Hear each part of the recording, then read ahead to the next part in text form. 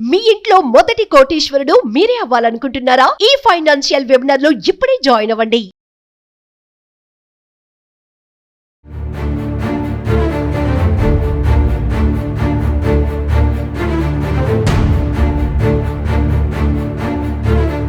Hi hello నమస్తే, welcome back to Suman TV. ప్రస్తుతం మనతో పాటు ఉన్నారు ఫ్యామిలీ కౌన్సిలర్ రజనీ రమ గారు. నమస్తే మ్యామ్. నమస్తే నవీన. మ్యామ్, రీసెంట్గా మనం అమీర్పూర్ ఇన్సిడెంట్ చేసాం, ముగ్గురు పిల్లల్ని చంపిన తల్లి అనేసి. ఇప్పుడు అప్డేట్స్ ఏంటంటే అసలు ఒక్కొక్కటి తెలుస్తుంది, చాలా భయంకరం అనమాట. ముగ్గురు పిల్లల్ని కూడా ఆమె విషం పెట్టింది, విషం ఏం కాదు అంటే ఊపిరి ఆడక చంపింది అని తెలిసింది. ఒక లవర్ గెట్ టుగెదర్లో కలిసిన స్నేహితుడు తనతో అటాచ్మెంట్ పెరిగిపోవడము. ఇక్కడ ఏంటంటే వీళ్ళిద్దరు కూడా వయసు చాలా డిఫరెన్స్ ఉంది మేడం. ఇతనికి 50 సంవత్సరాలు, ఈమె 30 సంవత్సరాలు అంట. మరి గెట్ టుగెదర్లో కలవడము, అతనేమో పిల్లలుంటే నాకు కుదరదని చెప్పడంతో ఈమె ఇలా చేయడం జరిగింది. ఒకసారి అంటే ఎందుకు ఇట్లా మహిళలు ఇలా తయారవుతున్నారంటే, చాలా ఈ మధ్యకాలంలో చూసుకుంటే ఇలాంటివి ఎక్కువైపోయాయి క్రైమ్స్. అంటే ప్రీడ్ మోజులో పడి పిల్లల్ని చంపడం, ఇంకా భర్తను చంపడం, వెళ్ళిపోవడం కోసం. అంటే ఇష్టం లేకపోతే వెళ్ళిపోవచ్చు కదా వదిలేసి, ఎందుకు వాళ్ళని పిల్లల్ని చంపుకోవడం ఎందుకంటే పుట్టిన పిల్లల్ని అంతలా చంపడం అనేది. ఈరోజు నా హస్బెండ్ చెప్తున్నాడు ఆమెను చంపేసేయండి అనేసి, చాలామంది అంటున్నారు అలా. అంటే ఎందుకు ఇదంతా ఎక్కువైపోతుంది క్రిమినల్ మెంటాలిటీ? అంటే మీరు అన్నారు ఇష్టం లేకపోతే వెళ్ళిపోవచ్చు కదా, అందరూ 1000 మంది ఇదే జవాబు చెప్తున్నారు. ఇష్టం లేదని చెప్పి వెళ్ళిపోతే తన చెడ్డతనం బయటపడుతుంది, పరువు పోతుంది అని చెప్పరు, వెళ్ళిపోరు. కానీ ఈ పని చేసినప్పుడు పోవట్లేదా పరువు? మరి ఆ జ్ఞానం ఉండట్లేదా? ఇప్పుడు ఈ అమ్మాయిని తీసుకుంటే 30 సంవత్సరాలు అని చెప్తున్నారు, పెళ్ళికి నీకు 17 18 అన్నారు. ఓకే, మీ ఇంటి స్థితిగతులు బాగుండక అబ్బాయికి ఇచ్చి పెళ్లి చేసి ఉంటారు. వాళ్ళకి ఏం బాగా భేద స్థితిలో ఉన్నారో మరి ఎందుకు చేశారనేది వాళ్ళకే తెలియాలి. అంత ఏజ్ డిఫరెన్స్ ఉన్న వాళ్ళకి ఇచ్చి చేయటం అనేది అస్సలు కరెక్ట్ కానే కాదు, 1% కూడా. అయితే అయిపోయింది. 17 18 అంటే పర్లేదు, నువ్వు కొంచెం మైనారిటీ తీరడానికి దగ్గరలో ఉన్నావు కదా.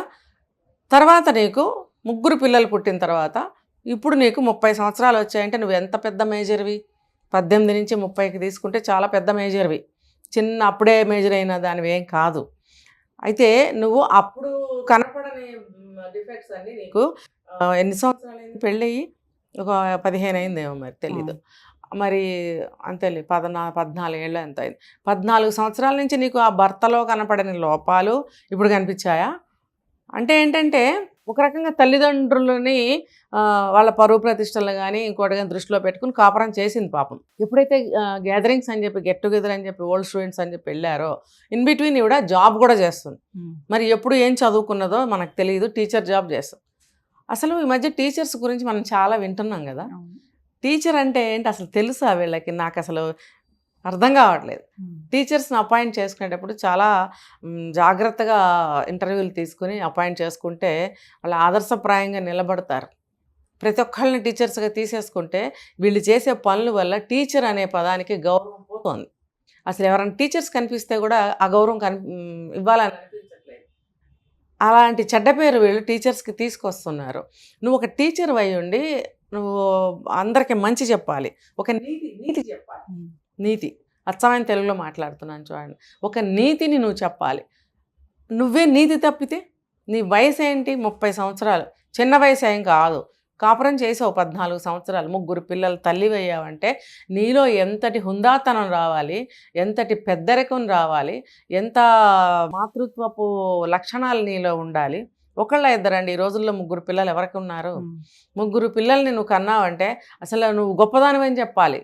ఇంకా పిల్లలు లేక అలమటిస్తున్నారు బయట, చాలా అలమటిస్తున్నారు పిల్లలు పుట్టక. అలాంటిది నీకు ఆ అబ్బాయి అంత పెద్ద వయసులో పెళ్లి చేసుకున్నా కూడా నీకు 3 పిల్లలు పుట్టారు. ఒక్కొక్కరికి పుట్టరు కదా ఏజ్ బారైతే కూడా, కానీ మీ అదృష్టం పుట్టారు. 3 కావాలని 3ని కన్నారు. ఇద్దరు అనుకునే కని ఉంటారు కదా. మరి అంత బంగారంగా 3 పిల్లలు పుట్టినప్పుడు వాళ్ళ జీవులు బొమ్మ కాదు, భగవంతుడి ప్రసాదం. భగవంతుడు అనుగ్రహిస్తేనే పిల్లలు పుడతారు. లేకపోతే ఎంతమందికి ఉన్నారు చెప్పండి పిల్లలు? పుట్టి 4 పిల్లలు 3 పిల్లలు పోయిన వాళ్ళు కూడా ఉన్నారు. మరి అలాంటప్పుడు నీకు 3 పిల్లలు చక్కగా పెరుగుతున్నారు ముద్దుగా. వాళ్ళు కూడా వాళ్ళ తండ్రి చెప్తున్నాడు, చాలా డిసిప్లిన్గా ఉంటారు, ఆ పిల్లలు చాలా ముద్దుగా ఉంటారు. రోజు నన్ను నాన్న అది తీసుకురా, నాకు కూల్ డ్రింక్ కావాలని ఒక పాప, దోశ కావాలని ఒక పాప, ఇంకొక అబ్బాయి అరటిపండ్లు కావాలని ఇట్లా అడుగుతారు. వాళ్ళ ఇష్టాలు చెప్తున్నారు తండ్రి. అవన్నీ వాళ్ళకి ఎంత మెమరీస్, జ్ఞాపకం వెంటాడుతుంది కదా. మరి ఈ అమ్మాయి ఒక టీచర్గా, ఒక తల్లిగా, 30 సంవత్సరాలు వచ్చిన ఒక స్త్రీగా ఇదేనా ఈవిడ ప్రవర్తన? ఎప్పుడో చిన్ననాటి స్నేహితుడు కనపడితే వెళ్ళిపోతావా? నీ మీద అతను మనసు పారేసుకోవడం ఏంటి? సరే, అతనిది తప్పని కొంతమంది అంటున్నారు. అతను ఇప్పుడు పిల్లల తండ్రి కూడా అంటున్నాడు. అతను కనిపిస్తే మాత్రం మనం చెలిస్తే కదా, అంతే కదా, మనం చెలిస్తేనే కదా అక్కడ ఏదైనా జరిగేది. అతను తప్పని అంటున్నారు. ఈ అమ్మాయి తప్పు లేదా? అతను పెళ్లి చేసుకోలేదు, ఓకే, ఏదో ఇంకా పెద్ద మనస్తత్వం రాలేదు, పెద్దరకం రాలేదు, అడిగాడు మనం పెళ్లి చేసుకుందామని, అవివేకి, అజ్ఞాని. మరి నీకు పెళ్ళైపోయి 3 పిల్లలు ఉన్నారు, భర్త ఉన్నాడు, నీకంటూ ఒక సంసారం, ఒక టీచర్ ఉద్యోగం ఉన్నప్పుడు నువ్వు సెటిల్డ్ ఆల్రెడీ. ఆ కుర్రవాడికి నువ్వు లొంగిపోవడం అనేది ఎంతవరకు కరెక్ట్ అని నీ వయసు, నీ జ్ఞానం, నీ బుద్ధి ఏం చెప్పలేదా? మరి అంత అంత గుడ్డితనంగా ఎందుకుంది అని అంటే ఆవిడకి భర్త నచ్చడం లేదు. ఇప్పుడు ఆ అబ్బాయి కాదు, ఇంకో అబ్బాయి కనిపించిన వెళ్ళిపోతుంది ఆవిడ. అంటే భర్త ఎంతో ప్రేమగా చూసుకుంటున్నాడు, 3 బిడ్డలు ఉన్నారు ఇద్దరికి కలిపి, ఇద్దరు చక్కగా సంసారం సాగిస్తున్నారు. మరి ఎందుకు అలా అట్రాక్ట్ అయ్యింది? ఇంకొక అతను కనిపిస్తే కూడా వెళ్ళిపోతుంది ఆవిడ. అంటే ఈవిడ బుద్ధే కరెక్ట్ కాదు. ఇప్పుడు పెరుగన్నం పెట్టి చంపేసిందని అన్నారు. పెరుగన్నం పెట్టలేదు, ఏం పెట్టలేదు. ఏం చేసి ఆ రోజు వంట చేయడానికి ఒళ్ళు బద్ధకం వేసి పెరుగన్నం పెట్టి ఉంటుంది. మరి ఏదో పప్పు ఉంటే భర్త తిన్నాడని చెప్తుంది, అదే అతనే చెప్తున్నాడు. ఆవిడ కూడా పెరుగన్నం తింది, అర్ధరాత్రి నాటకాలు ఆడింది, కడుపు నొప్పి అంటే ఏంటంటే ఏదో జరిగింది అని అనుకోవాలని నటించింది, ఫుడ్ పాయిజన్ అయ్యి ఏదో చనిపోయారు అనుకోవాలని. అంటే చదువుకుంది, టీచర్ జాబ్ చేస్తుంది, మరి పోస్ట్ మార్టం జరుగుతాయి ఇవన్నీ తెలీదు ఆవిడకి. అన్ని టెస్టులు చేస్తారు కదా, ఆ ఫుడ్ కూడా టెస్ట్ చేశారు కదా, అందులో ఎటువంటి పాయిజన్ లేదని చెప్పారు కదా, మరి ఇవన్నీ ఆవిడకి తెలీదా? ఓకే, పిల్లలు పెరుగన్నం పెడితే చనిపోయారు అనుకుందాం, మరి తను తినకుండానే నాటకం ఎందుకు ఆడింది? ఈ పైశాచికత్వాలు ఏంటో, ఈ రౌడీజాలు ఏంటో, ఈ లేకి చేష్టలు ఏంటో, ఈ నటనలు ఏంటో అసలు అర్థం కావట్లేదు. అసలు ఆడవాళ్ళు పరువు తీస్తున్నారు. నచ్చకపోతే వెళ్ళిపోవచ్చు కదా. ఇప్పుడు అతను కావాలనుకుంది, వదిలేసి వెళ్ళిపోతే వీళ్ళు బతుకుతారు కదా. ఫస్ట్ చెప్పింది ఇదే, నేను ముందు స్టార్ట్ చేసింది దీంతోనే. ఇప్పుడు నువ్వు పెరుగన్నం పెట్టలేదు, తర్వాత ఇన్వెస్టిగేషన్లో ఏం చెప్తుంది, ఆ టవల్ తోటి ఊపిరాడకుండా చేసి, అది కూడా తేలుతుంది కదా.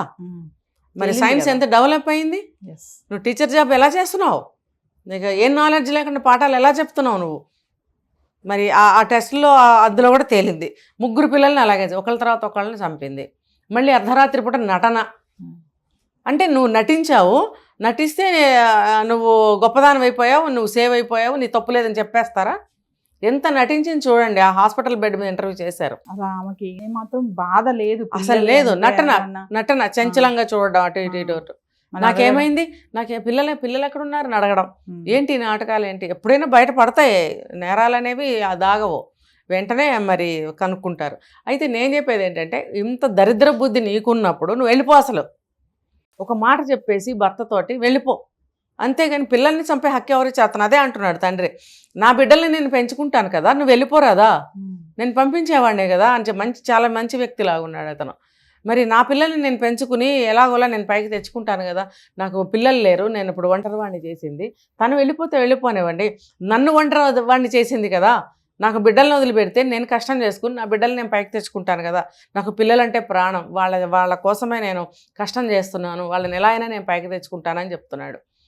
కాబట్టి బుద్ధి మిగతా ఇలాంటి ఆలోచనలు ఉన్న ఆడవాళ్ళు తెలుసుకోండి. మీరు వెళ్ళిపోండి అమ్మా, ఎవరేమంటారు, మీరు వెళ్ళిపోండి. ఇప్పుడు గట్టిగా అడిగితే లీగలైజ్ చేశారని చెప్పి అడ్డంగా వాదిస్తున్నారు. అది కూడా లీగలైజ్ ఏమి ఇలాంటి వాటికి ఎవరు చేయలేదు, కానీ దాన్ని అడ్డం పెట్టుకుని లీగలైజ్ చేశారని చెప్పి అందరూ ఆ దారి పడుతున్నారు కదా. సరే, మీరు ఏదో ఒక వంకతో వెళ్ళిపోండి. పిల్లల్ని చంపడం, భర్తలను చంపడం చేయకండి. ఎందుకంటే నువ్వు ఇంకోటితో వెళ్ళిపోతున్నాను అనుకున్నప్పుడు, నువ్వు వెళ్ళిపోయినప్పుడు అతను ఒంటరివాడు అవుతాడు, అతను కూడా ఇంకొక ఆమె చేసుకుంటాడు కదా. పాపం వదిలిపెట్టండి అతన్ని కూడా. అతను ఎందుకు చంపుతున్నారు? పిల్లల్ని ఎందుకు చంపుతున్నారు? తల్లి పోతే పోయింది, తండ్రి ఉంటాడు కదా, తండ్రి పెంచుకుంటాడు కదా. అంటే ఆ మోజులో తెలియట్లేదు అంటారా మేడం?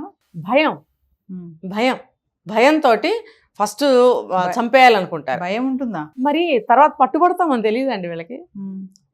అదందరికీ తెలుస్తుందిగా. అదే చిన్నప్పటి నుంచి పోలీసులు పట్టుకెళ్తారు, అమ్మో జైల్లో వేస్తారు అని చెప్పే భయంతోనే పెంచుతారు పిల్లల్ని ఎవరైనా కూడా. అది మరి వీళ్ళు ఇంత పెద్దవాళ్ళు అయినప్పుడు తెలీదా?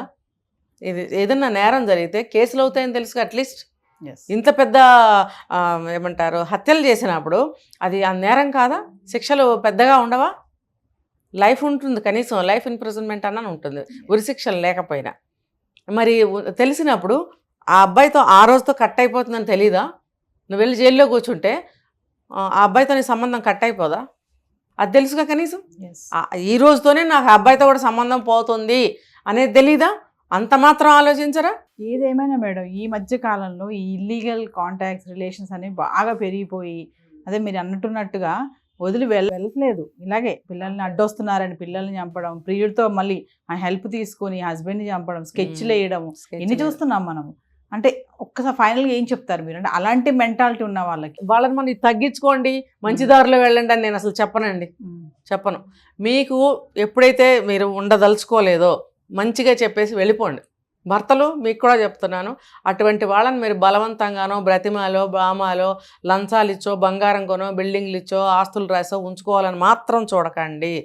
ఒక్కసారి ఆ మాట తన యొక్క భావాన్ని వ్యక్తం చేసినా కూడా ఇమ్మీడియట్గా హారతి ఇచ్చి పంపించేయండి. అబ్బాయి నేనేదో జోక్గా నేను సరదాగా అన్నా కూడా మీరు వద్దు ప్లీజ్ వెళ్ళిపోమని చెప్పేసేయండి. ఎందుకంటే ఆ భావన మనసులో లేదే బయటకి రాదు. ఇప్పుడు ఇతను చెప్తున్నాడు ముగ్గురు పిల్లల తండ్రి, ఏవో ఆస్తులు కూడా అమ్మాయి పేరు మీద రాశాడంట. మరి అతని ప్రేమ చూడండి, అవి పట్టుకుని మరీ వెళ్ళిపోయిందంట. మరి ఇప్పుడు మళ్ళీ వెనక్కి రావాలి, మరి ఆ వైపుగా అతను చూడాలి. ఇప్పుడు పిల్లలు లేరు, నేనేం చేసుకోను అని అతను అంటాడేమో మరి మనకు తెలియదు. కానీ నువ్వేమన్నా చేసుకో, ఆమె దగ్గర నుంచి అతను వెనక్కి తీసుకునే ప్రయత్నం లీగల్గా ప్రొసీడ్ అయ్యి ఏమన్నా చేస్తే వస్తాయి. ఇప్పుడు ఆవిడ వెళ్ళి జైల్లో కూర్చుంటుంది, పిల్లలు తన ఆస్తి తన స్వార్జితము, మరి తను ఏదో ఒక ఇదిగా చేసి అది దాన్ని వెనక్కి తీసుకుని కావాలంటే ట్రస్ట్లకు ఎవరికైనా వాళ్ళ అన్నదమ్ముల పిల్లలకి అందించుకున్న పుణ్యం కాస్తంత. ఇలాంటి వాళ్ళకి ఇంత కూడా ఇవ్వకూడదు. ఇంత అటువైపు ఆ అబ్బాయి జీవితం నాశనం చేసింది, తను సర్వనాశనం అయింది, బిడ్డలు ముగ్గురు జీవితాలను నాశనం చేసింది, ఆ భర్తను అనాథం చేసింది. ఇప్పుడు అతనికి ఎవరున్నారు? ఎవరూ లేరు. కాబట్టి నేను 2 విషయాలు చెప్తా. ఒకటి, పిల్లల్ని అంత వయసు తేడా ఉన్న వాళ్ళకి ఇచ్చి పెళ్లి చేయకండి. ఎంత ఆ టైంలో ఇష్టమైన అమ్మ అని అడిగితే ఆ ఇష్టమే అంటే కూడా చేయకండి. అసలు మీలో ఆ థాట్ తీసుకురాకండి. అంత పెద్దవాడికి ఇచ్చి పెళ్లి చేయాలనే థాట్ తీసుకురాకండి. అంత కాకపోతే చిన్న వయసు అబ్బాయినే, కాస్త బేదరకంలో ఉన్న అబ్బాయిని ఎవరినైనా తీసుకొచ్చి చేయండి మీకు తాహతకి కుదరకపోతే. అంతేగాని కాస్త ఆస్తుందనో ఇంకోటనో పెద్దవాళ్ళకి ఇచ్చి మాత్రం చేయకండి. ఎందుకంటే ఇవాళ కాకపోతే రేపైనా సరే అసంతృప్తి అనేది అగ్నిజ్వాలలాగా రగులుతూ ఉంటాయన్నమాట. ఇలాంటి అవకాశాలు వచ్చినప్పుడు వాళ్ళు చేస్తున్న పని వాళ్ళకి తెలియకుండానే ఇంత దారుణానికి, ద్రోహానికి, మోసానికి ఒడిగడతారు. ఈ 2 విషయాలు తెలుసుకోవాలి. కాబట్టి మీరు తొందరపడి పెద్ద వయసు వాళ్ళకి ఇవ్వకండి. ఒకవేళ మీరు ఇష్టపడి పెళ్లి చేసుకున్నా సరే తర్వాత మీరు ద్రోహం చేయదలుచుకుంటే సైలెంట్గా నేను వెళ్ళిపోతున్నానని చెప్పి చీటీ అన్న రాసిపెట్టి పోండి. మీరు ఎదుర్కొనే ధైర్యం మీకు లేకపోతే. అంతేగాని దొంగచాటుగా పిల్లల్ని చంపేసి పారిపోకండి. చిన్న లెటర్ రాసి అక్కడ పెట్టి పారిపోండి. మీకు అలాంటి బుద్ధి ఉందని తెలిసినప్పుడు మీ వెనక్కి తెచ్చుకోవాలని ప్రయత్నం వీళ్ళు చేయరు. చక్కగా హాయిగా వెళ్ళిపోండి అంతే. Thank you.